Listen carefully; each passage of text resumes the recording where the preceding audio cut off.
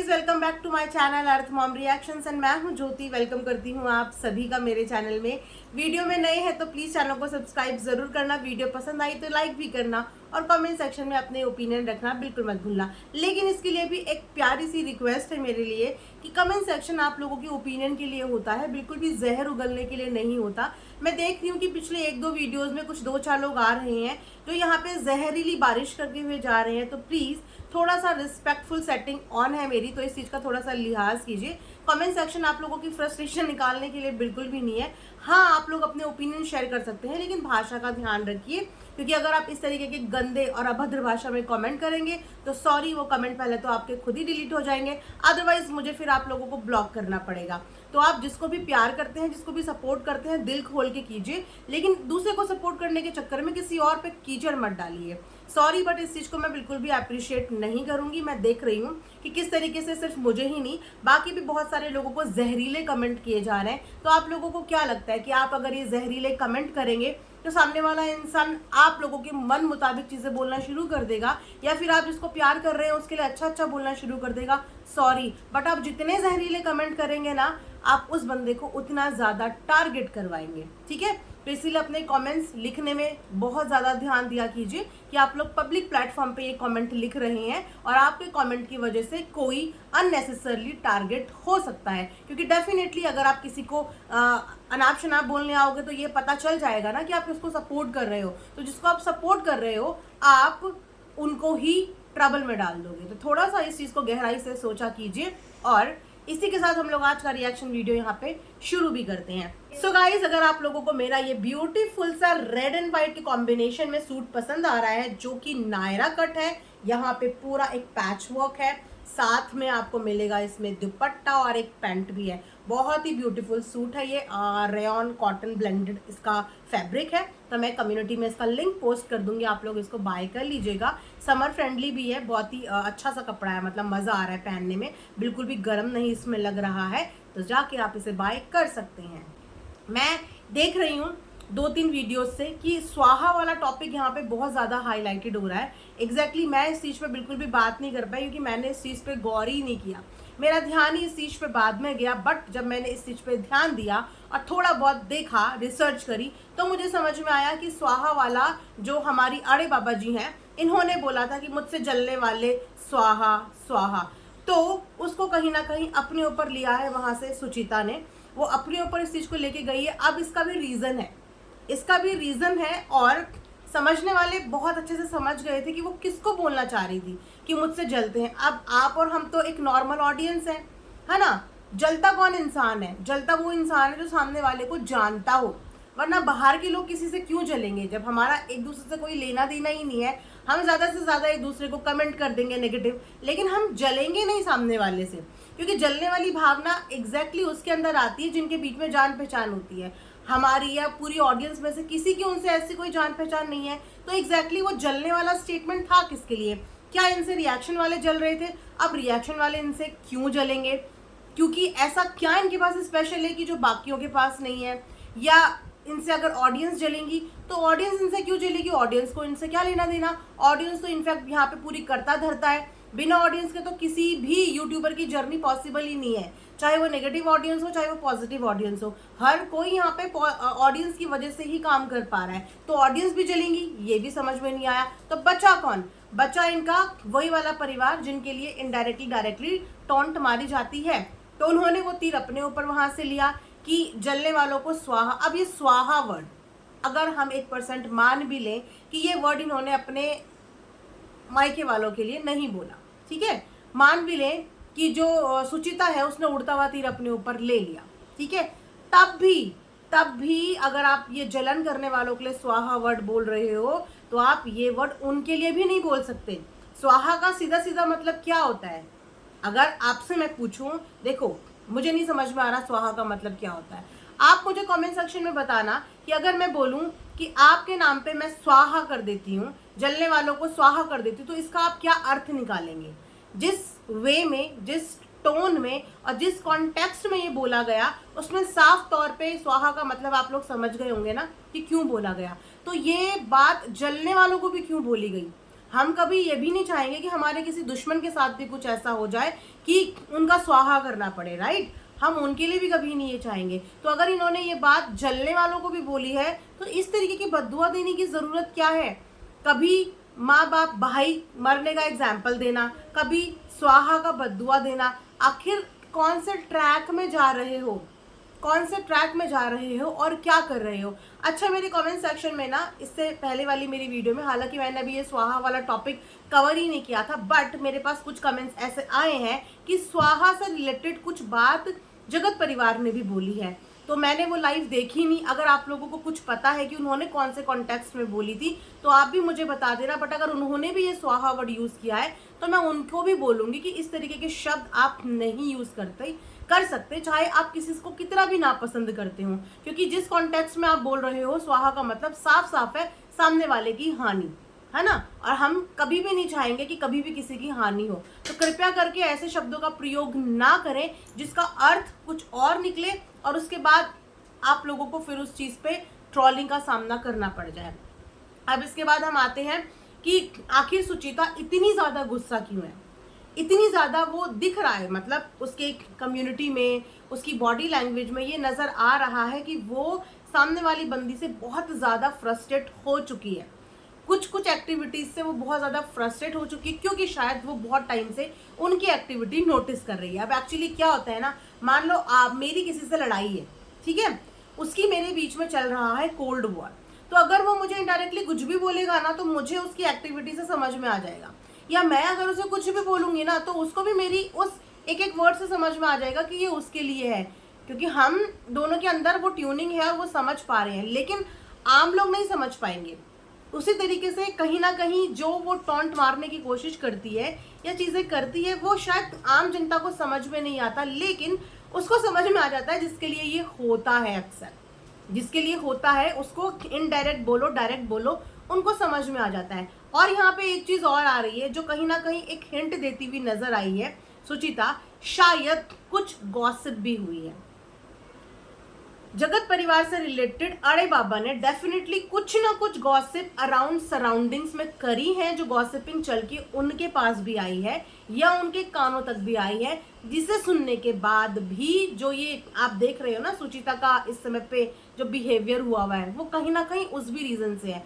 अब वो खुल के नहीं बता रही है कि किसने किसको क्या बोला, बट ये हिंट वो दे रही है कि कुछ ना कुछ गॉसिपिंग हुई है जिसकी वजह से वो कुछ ज़्यादा ही नाराज़ है सामने वाले इंसान से। आती हूँ, सबसे पहले मैं गलतियाँ बताती हूँ अड़े बाबा की। अड़े बाबा की गलती, अगर इनविटेशन दे दिया था तो उस इनविटेशन का मान रखना था। अगर इनविटेशन एक को दे दिया था तो इनविटेशन सारे परिवार को देना था। और उसके बाद फिर ये स्टेटमेंट देना बहुत इंसल्टिंग होता है अपने आप में कि मैं कौन सा आपको बुला रही थी, वो तो मेरे पति थे जिन्होंने बोला कि बुला लो, वरना मैं नहीं बुला रही थी। ये स्टेटमेंट था इंसल्टिंग, जिसकी वजह से मे भी उन लोगों को बुरा लगा होगा। और एग्जैक्टली इसी स्टेटमेंट का अड़े बाबा का ऑडियंस को भी बुरा लगा। मैं ये भी बोलूँगी कि वैसे तो कन्यादान के लिए मैंने कभी किसी व्लॉग में सुना नहीं है कि जगत परिवार से किसी ने इनको इस चीज़ के लिए सुनाया हो या इस चीज़ के लिए इन्हें दर्शाया हो कि हमने तुम्हारा कन्यादान कर दिया तो हमने कोई बहुत बड़ी चीज़ कर दी। क्योंकि मेरा मानना ये है कि कन्यादान भी उन लोगों को मिलता है जो सौभाग्यशाली होते हैं।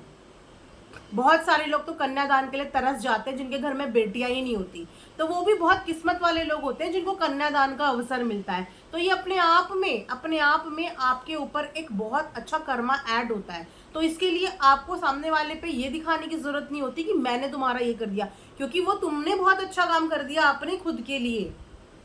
अगर आपने कन्यादान कर लिया तो सोचो आपने कन्यादान का पुण्य अपने लिए कमाया, तो इसमें फायदा सामने वाले का तो छोड़ दो, लेकिन जिसने करा है उसका बहुत ज्यादा फायदा है, क्योंकि उसके कर्माज में वो एक दान और ऐड हो गया है। तो इस चीज को कभी भी, वैसे मैंने देखा नहीं लेकिन मैं फिर भी बोल रही हूँ, इन फ्यूचर भी कभी कन्यादान वाली चीज का आप लोग मत वो करना कि हमने ये करके एहसान कर दिया। कभी इस बात का एहसान मत जताना, क्योंकि कन्यादान करके आप लोगों ने अपने लिए पुण्य लिया है। अब रही बात कि इस चीज़ को लेके हमेशा अड़े बाबा क्यों नाराज़ हो जाती हैं कि कन्यादान ही तो किया है, यही मैं क्वेश्चन पूछ रही हूँ कि जवाब कन्यादान के ऊपर तब दो जब आपसे वो फैमिली जताए आपको, लेकिन उन्होंने कभी आपको ये नहीं जताया। लेकिन आप हर बार इस बात की सफाई देने आती हो और यहाँ पे आपकी दूसरी गलती हो जाती है। तब सफाई दो जब आपको यहाँ वाली फैमिली जिन्होंने कन्यादान किया है ना, वो अगर आपको इस बात का एहसास दिलाए कि हमने तुम्हारा कन्यादान करके एक बहुत बड़ा काम कर दिया, उस दिन आके जवाब देना कि कन्यादान करके आपने मेरे ऊपर एहसान नहीं किया, आपने अपने कर्म अच्छे करे हैं, आपको वो सौभाग्य मिला है तो ये आपके अच्छे के लिए हुआ है, ये आप जवाब देना। लेकिन जब उन्होंने कुछ बोला ही नहीं, हर बात में इस बात का जिक्र करना कि अगर कन्यादान ये नहीं करते तो कोई और कर देते। हाँ, मैंने इनसे एक बार पूछा, मैंने फोर्स नहीं किया, मैंने जिद नहीं की कि क्या आप मेरा कन्यादान कर दोगे, तो उन्होंने बोला हाँ हम कर देंगे। अब आप सोचो कि अगर आपके पास कन्यादान करने के लिए इतने सारे लोग थे, लेकिन फिर भी उस भीड़ में आपने इसी फैमिली को चुना। आपके कहे अनुसार आपके पास बहुत लोग थे जो कर सकते थे उस समय पे, लेकिन आपने भीड़ में सिर्फ इनको चुना और इनको बोला कि क्या कर दोगे, और उन्होंने आपके एक बार बोलने पे बोला कि हाँ हम कर देंगे। इसका मतलब वो अपने आप से आपके पास नहीं आए थे कि लाओ हम तुम्हारा कन्यादान कर दे, वो इस चीज के लिए डेस्परेट नहीं थे। आपने उनको बोला, उसके बाद उन्होंने उस चीज को स्वीकारा। तो आप इस बात का जवाब उस दिन देना जिस दिन यहाँ से आपके ऊपर कन्यादान के लिए वो उंगली उठाए, ठीक है। दूसरी बात ये है कि शादी में जो हुआ वो मैंने किया, जो भी खर्चा हुआ, मतलब एक तरीके से ये खर्चा ही गिनवाती हैं कि किसी ने कुछ नहीं किया, किसी ने कुछ नहीं किया, शादी में सब कुछ मैंने किया। और ये चीज़ बोलने में भी और ये चीज़ सुनने में भी गलत लगता है। अब देने वाला इंसान अगर करके गिनवा दे तो वो होता है कि आपने फिर कुछ नहीं किया। मेरा मानना यही है कि नेकी कर और दरिया में डाल। अगर जगत परिवार ने इस लड़की के लिए कुछ भी किया है ना, तो और अगर आपने गिनवा दिया तो फिर आपने वो कुछ नहीं किया, आपने वो कुछ नहीं किया जिस बात का आपने एहसास करवा दे, क्योंकि आपने तो कर दिया। बाकी देखने वाला ऊपर वाला है और बाकी देखने वाली ऑडियंस है। लेकिन आप भी इस बात का गाना कभी मत गाना कि हमने इसके लिए ये कर दिया, हमने इसके लिए वो कर दिया, क्योंकि जब हम गिनवाते हैं कोई चीज़ तो हम उसकी वैल्यू घटा देते हैं। वो डिनाई कर रही है ना कि मुझे कुछ नहीं दिया, तो आप लोग इसको हम्बली एक्सेप्ट करो कि हाँ हमने कुछ नहीं दिया, क्योंकि हमने दिखावे के लिए कुछ नहीं दिया। और कन्या को दिया हुआ हर एक चीज़ दान में ही आता है। चाहे आप किसी कन्या को शादी के समय कोई गहना दो, कोई पैसा दो, कोई कपड़ा दो, तो वो कन्या दान में ही आता है। और आपका वो दान जो भी आपने दिया होगा वो लग गया होगा, लेकिन उसको गिनवाना मत। अब मुझे बिल्कुल नहीं पता कि हर बात में मुद्दा सिर्फ यही क्यों आ जाता है, कन्यादान कर दिया, मुझे किसी ने कुछ नहीं दिया, मैंने जो किया अपने आप किया, सिर्फ कन्यादान हुआ है। ये सब चीज़ें क्यों, ये सब चीज़ें बार बार रिपीट मोड पे हर वीडियो में चलाने की ज़रूरत और हर वीडियो में गाने की ज़रूरत क्या है, जब सामने वालों ने कन्यादान का जिक्र ही नहीं छेड़ा। अब यहाँ पे ज़्यादा से ज़्यादा ऑडियंस इनको वो चीज़ याद दिलाती है, चैनल से रिलेटेड चीज़, क्योंकि चैनल कन्यादान में नहीं आता, चैनल कन्यादान में नहीं दिया था। चैनल एक अलग चीज़ है और कन्यादान अपने में एक अलग चीज़ है। किसी को फेस वैल्यू देना एक अलग चीज़ है और कन्यादान बिल्कुल अलग चीज़ है। कन्यादान के ऊपर बहुत सारी एक्सप्लेनेशन आ जाती है, but what about the channel?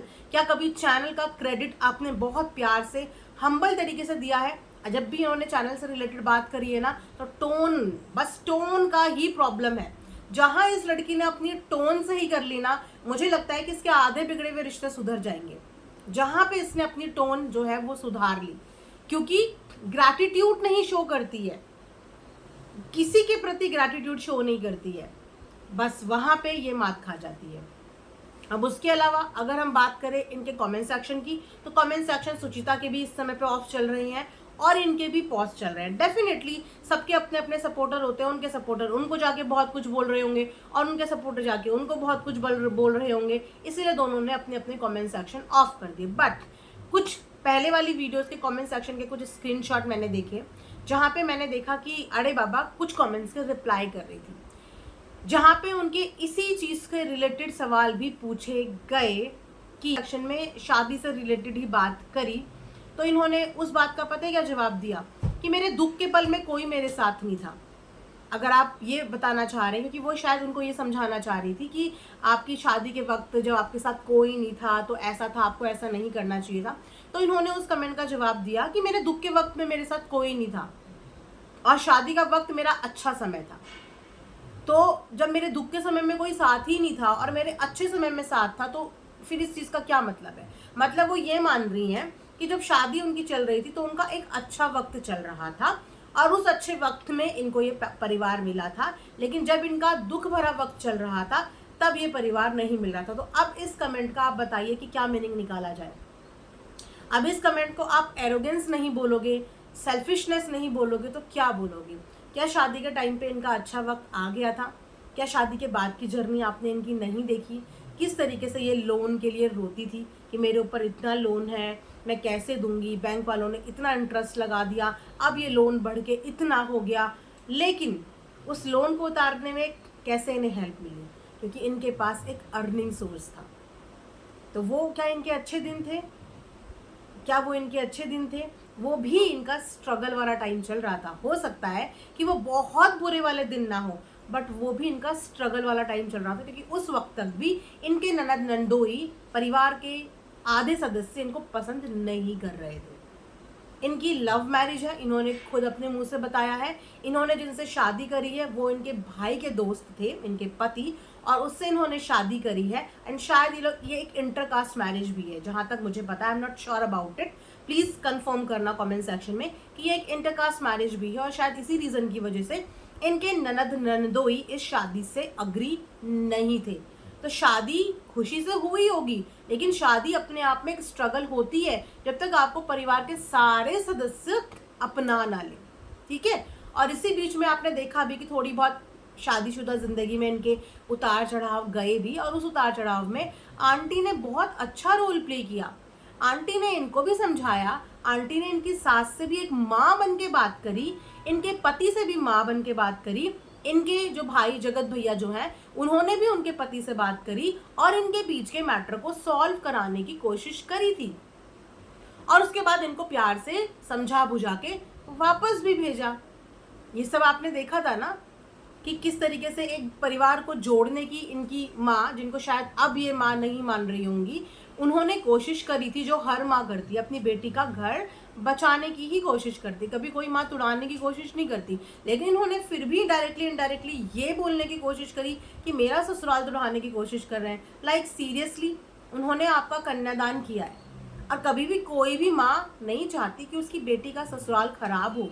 आज भी आपकी बहन की अगर नाराजगी है तो वो सिर्फ आपसे है, क्योंकि कहीं ना कहीं हक बनता है, कहीं ना कहीं आप दोनों ने बहन का रिश्ता शेयर किया है, और एक बहन से नाराज हो सकती है। लेकिन उस नाराजगी में उन्होंने आपकी सास को कभी कुछ नहीं बोला, आपके पति की कभी डिसरिस्पेक्ट नहीं की, किसी को भी कुछ नहीं बोला।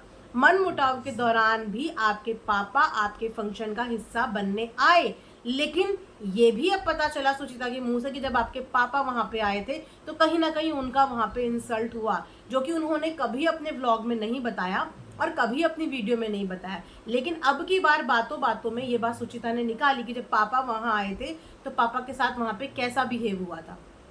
तो एक माता पिता ना बच्चों के ससुराल के आगे हमेशा झुकते हैं, इसीलिए जब आपकी ननद नंदोई ने उनके लिए ऐसा वीडियो बनाया तो कहीं ना कहीं वो पीछे हट गए थे। वरना आप जानते हैं कि ये परिवार लड़ने में कम नहीं है, एक नहीं सारे के सारे आ जाते हैं लड़ने के लिए।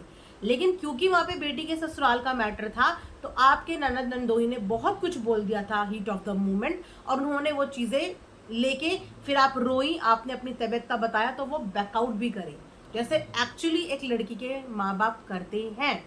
उसके बाद उन्होंने यही कहा कि ठीक है, अगर हमारी वजह से आपके ससुराल के रिश्ते खराब होते हैं तो आप अपने ससुराल के रिश्ते संभालो, वहाँ पे अच्छे से रहो, क्योंकि आपने बाकी की ज़िंदगी वहीं गुजारनी है, कहीं एक जगह तो आप प्यार से रहो। तो वो बैकआउट कर गए। उस दिन से उन्होंने सारी एक्सपेक्टेशंस आपसे ख़त्म कर दी थी। वो इस चीज़ में खुश हो गए थे कि चलो हमारे से रिश्ता टूटा पर एक और घर मिला, और चलो बेटी उस घर में तो औरों को अपना बना रही है। अब यहाँ पे मैं इनकी ननद साहिबा से ना एक बात ज़रूर बोलना चाहूँगी, इन अड़े बाबा की ननद साहिबा से, कि इस लड़की ने हर चीज़ दाव पे लगा के, अड़े बाबा ने आप लोगों के लिए साथ दिखाया है। जिस समय पे आप एक लड़की के मायके वालों को नेगेटिव बोल रहे थे, उस समय पे भी उस लड़की ने आप लोगों का साथ दिया। आप लोगों का साथ दिया क्योंकि आप उसके ससुराल वाले थे और आप लोगों से रिश्ते बने रहें, इसके लिए उसने अपने मायके वालों का भी साथ नहीं दिया और मायके वालों से भी बुरी बन गई। अब आप लोगों की जिम्मेदारी बनती है, अब आप लोगों की जिम्मेदारी बनती है, क्योंकि उसका मायका तो ऑलमोस्ट खत्म हो गया, ठीक है। अगर आज उसका वो वाला मायका खड़ा होता तो कल को सुख दुख में, क्योंकि जिंदगी बहुत लंबी है, हमें लगता है कि आज चीज़ें सही चल रही हैं, लेकिन कल क्या चीज़ें हो जाए, उस समय पे एक लड़की को अपना मायके याद आता है, अपने भाई बहन मम्मी पापा याद आते हैं। अब जो भी रीजंस हुए, ये मान लो कि उसका मायके छूट गया अब, ठीक है, बट इन फ्यूचर अगर उसे कोई तकलीफ होती है ना, तो अब ये इनकी ननद नंदोई और पूरे ससुराल वालों की जिम्मेदारी है कि उस लड़की को इतनी सी भी तकलीफ नहीं होनी चाहिए, क्योंकि आप लोगों के साथ रिश्ता अच्छा बनाने के लिए वो अपने मायके को पीछे छोड़ चुकी है, और अब आप ही उसका मायका हो और आप ही उसका ससुराल हो। अब वो अगर गलती करेगी तो आप लोगों को उसकी गलतियां समझानी भी है और उसकी गलतियां सुधारनी भी है। अब आपको उसको बेटी बना के भी रखना है, बहू बना के भी रखना है, बहन बना के भी रखना है और भाभी बना के भी रखना है। ये आप लोगों की जिम्मेदारी है। मैं ये भी समझती हूँ कि उसको कहीं ना कहीं ये फील होता होगा, लेकिन क्योंकि उसको बोलने का तरीका नहीं है, वो गहराई से चीज़ें सोचती नहीं है कि ससुराल और मायके में हमेशा एक डिफरेंस होता है। जो चीज़ें आज अच्छी हैं ज़रूरी नहीं वो हमेशा अच्छी हो। उस समय पे एक लड़की का मायके उसका बैक सपोर्ट होता है, जो होना बहुत ज़रूरी होता है। लेकिन उसके मायके के रिश्ते ऑलमोस्ट ख़त्म हो चुके हैं, तो अब ये जिम्मेदारी ननद नंदोई की है कि उस लड़की को किसी चीज़ की कमी नहीं होनी चाहिए। आप लोगों के रहते हुए उसकी आंख में आंसू नहीं आना चाहिए। अगर उसके अंदर बचपना है तो अब आप लोगों को उसके इस बचपने के साथ एडजस्ट करना पड़ेगा और उसको सिखाना पड़ेगा। ये अब आप लोगों की जिम्मेदारी है। अब ऐसा ना हो कि कल को अगर वो कुछ बचपना आप लोगों के साथ कर दे तो आप सारा का सारा परिवार उस पर हावी हो जाओ, अब क्योंकि उसके साथ कोई नहीं है। क्योंकि ये चीज़ें अगर तब होती जब उसके साथ मायके होता तो कहीं ना कहीं एक दबाव लड़की का बनता है। बट अब आपको उसकी सारी गलतियां माफ़ करनी पड़ेंगी, उसको समझने की कोशिश करनी पड़ेगी कि अब उसका मायका ससुराल सिर्फ आप लोगों से ही है और आप लोगों के लिए ही है। आई होप कि मेरी ये बातें समझ में आ रही हों। और रही बात कि उसकी एनिवर्सरी आ रही है, और मैं यही बोलूँगी जो चीज़ें हो गई वो चीज़ें हो गई। हर इंसान के मुंह से कभी ना कभी जाने अनजाने बहुत सारी चीज़ें निकल जाती है, लेकिन समझदारी यही कहती है कि अपनी गलतियों से सीखो, मत मारो टॉन्ट, मत बोलो ऐसे कोई शब्द जिन शब्द का बवाल बन जाए। फैमिली व्लॉगिंग करो, अब तो पूरी फैमिली आपके सपोर्ट में है। देवर अच्छे से आपके साथ वीडियो व्लॉग बनाता है, अब तो ननद नंदोई भी हैं, सास भी हैं, पति भी है। अच्छी से अपनी फैमिली व्लॉगिंग करो, किसी को बिना टॉन्ट मारे हुए, सिर्फ अपने पे, अपनी फैमिली पे और अपनी ज़िंदगी पे फोकस करो। एनिवर्सरी आ रही है, उसकी भरपूर तैयारियां करो, ग्रैंड से ग्रैंड फंक्शन करो और खुशी से करो, बिना किसी को टोंट मारे अपनी खुशी सेलिब्रेट करो। मैं सच बता रही हूँ, चाहे आपको इस समय पे अपनी माँ यानी कि आंटी कितनी बुरी लग रही हो, लेकिन आपके लिए उनके दिल से और मुंह से हमेशा दुआएं निकलेंगी। माँ मुंह से कड़वी जरूर होती है। अब देखो ना, उन्होंने अपने बेटे बहू को कितनी कड़वी कड़वी बातें बोली हैं। जब अपने बेटे बहू से उनकी नाराजगी चल रही थी तो सोचिए उन्होंने उनको कितनी कड़वी कड़वी बातें बोली हैं। क्योंकि इंसान नाराज और गुस्सा और कड़वाहट भी उसी से निकालता है जिससे वो प्यार करता है, या जिससे उसको एक्सपेक्टेशन होती है, या जिससे उसको लगाव होता है। तो आपसे लगाव था, आपसे उम्मीदें थी, इसीलिए आपकी बड़ी बहन आपसे नाराज हो रही है, इसीलिए आपकी मम्मी भी आपसे नाराज हो रही है। लेकिन मैं ये भी बता रही हूँ कि जिस दिन आप परेशान या प्रॉब्लम में हुई और आपने उनको एक आवाज़ मारी, हो सकता है वो आपकी खुशी में कभी शामिल ना हो, ये हो सकता है। लेकिन जिस दिन आप प्रॉब्लम और परेशानी में हुई और आपने उनको एक आवाज़ मारी, मैं ये भी गारंटेड बोल सकती हूँ कि वो सब चीज़ें भुला के आपके पास पहुँच जाएंगे, क्योंकि उनका दिल नरम भी है।